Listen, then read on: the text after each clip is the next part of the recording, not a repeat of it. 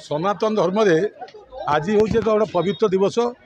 कारण आम जो सृष्टिकर्ता बोली कहूँ ब्रह्मा विष्णु महेश्वर सी आज हूँ महेश्वर अर्थात शिवंकर आज पार्वती सहित आज विवाह एवं महेश्वर होती सत्य शिव सुंदरम कहले से महेश्वर को बुझाए एवं महेश्वर बा शिव खाली सर्वशक्तिवान नुहे सर्वश्रेष्ठ ठाकुर एवं आम खुशी हवा जे आज आमर पुराणा काउपुर पंचायत बा कुसुमनगर गाँव में आज प्रथम थर पर आज हर पार्वती विभागर उत्सव पालन करा जाउची एवं एथिरे समस्त युव संगठन मुरबी मान सहित जे स्थानीय सरपंच जे बापी से सहयोग देइचंती एवं आज गोटे उत्सव मुखरित हो पड़ी।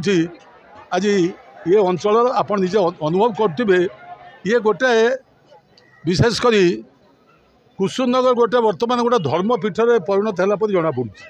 आज जो शिव विवाह उत्सव ये सुवर्णेश्वर महादेव प्रांगण में अनुष्ठित होती अवश्य आखंडलमणिकर शिव विवाह उत्सव को उत्सव द्वारा अनुप्राणित हो एठारे ये उत्सव करा जाउची। आपण मैंने जानी थे शीतल षष्ठी संबलपुर एक विराट बड़ पर्व से शीतल षष्ठी पालन हुए दिव विभाग शीतल षष्ठी पाला बा किए तेणु या लिखिते कवि बोधे सच्चिदानंद राउतराय।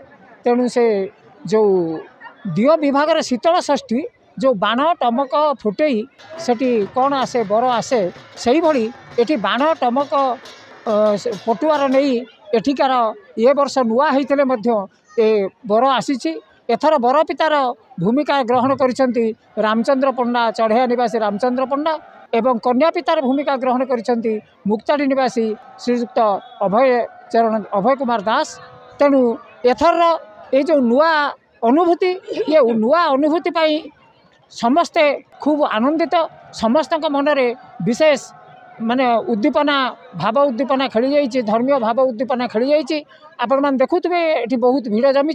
तेणु ये जो उत्सवटी बहु कालरू लोक मानक मन भितर थिले मध्य ताहा एपर्यंत अनुष्ठित हो पारि नथिला। तेणु धन्यवाद देवी जो आमर जो सुवर्णेश्वर कमिटीर जो नुआ संपादक सभापति एवं तांकर परिचालना कमिटीर सदस्य मानू जे से यही जो आमर बहु दिनर मनरे थिबा उत्सवटी को सेमाने एथर साकार करि।